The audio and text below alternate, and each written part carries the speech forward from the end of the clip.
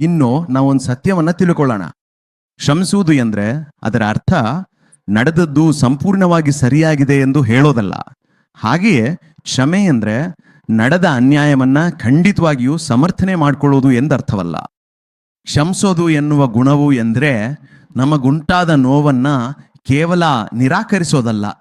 ಕ್ಷಮೆ ಎಂದ್ರೆ ಸೇಡು ತೀರಿಸಿಕೊಳ್ಳೋ ಹಕ್ಕನ್ನ ಸಂಪೂರ್ಣವಾಗಿ ತ್ಯಜಿಸ್ಬಿಟ್ಟು ಅಂತಿಮ ನ್ಯಾಯವನ್ನ ಆ ದೇವರ ಕೈಗೆ ಒಪ್ಪಿಸೋದಾಗಿದೆ. ಕ್ಷಮೆಯ ಅರ್ಥವೇನು?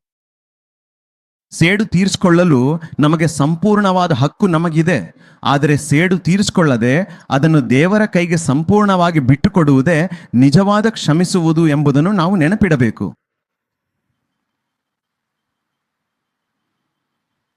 ಇದು ಎಂಥ ಒಂದು ಅದ್ಭುತವಾದ ಮತ್ತು ಆಳವಾದ ವಿಷಯವಾಗಿದೆ ಅಂದರೆ, ಕ್ಷಮೆ ಎಂದರೆ ಸೇಡು ತೀರಿಸಿಕೊಳ್ಳುವ ಸಂಪೂರ್ಣ ಹಕ್ಕನ್ನು ಮನಃಪೂರ್ವಕವಾಗಿ ಬಿಟ್ಟುಕೊಟ್ಟು ಅಂತಿಮ ನ್ಯಾಯವನ್ನು ಆ ದೇವರ ಕೈಗೆ ಒಪ್ಪಿಸುವುದು.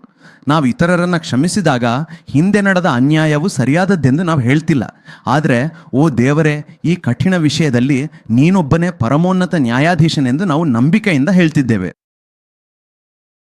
ನಾವೀಗ ಏನು ಹೇಳ್ತಿದ್ದೇವೆ ಎಂದರೆ, ನಡೆದದ್ದು ಖಂಡಿತವಾಗಿಯೂ ಸರಿಯಲ್ಲ, ಆದರೂ ಈ ಪ್ರಮುಖ ವಿಷಯವನ್ನು ನಿನ್ನ ಕೈಗೆ ಸಂಪೂರ್ಣವಾಗಿ ಒಪ್ಪಿಸ್ತಿದ್ದೇವೆ. ಏಕೆಂದರೆ ನ್ಯಾಯಯುತವಾದ ತೀರ್ಪು ನೀಡುವವನು ಒಬ್ಬನೇ, ಅದು ನೀನೊಬ್ಬನೇ ಆಗಿದ್ದೀಯೇ. ಅಣ್ಣ, ಅವನನ್ನು ಹೇಗೆ ಬಿಡ್ಲಿ ಅಣ್ಣ?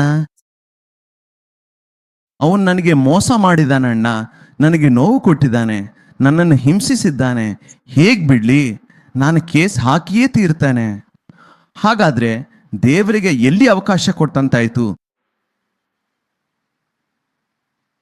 ಕಳ್ಳರು, ಕೊಲೆಗಾರರು, ವ್ಯಭಿಚಾರಿಗಳ ಮನಸ್ಸನ್ನು ಬದಲಿಸಬಲ್ಲ ದೇವರು ಅವನ ಮನಸ್ಸನ್ನು ಬದಲಿಸಲು ಸಾಧ್ಯವಿಲ್ಲವೇ?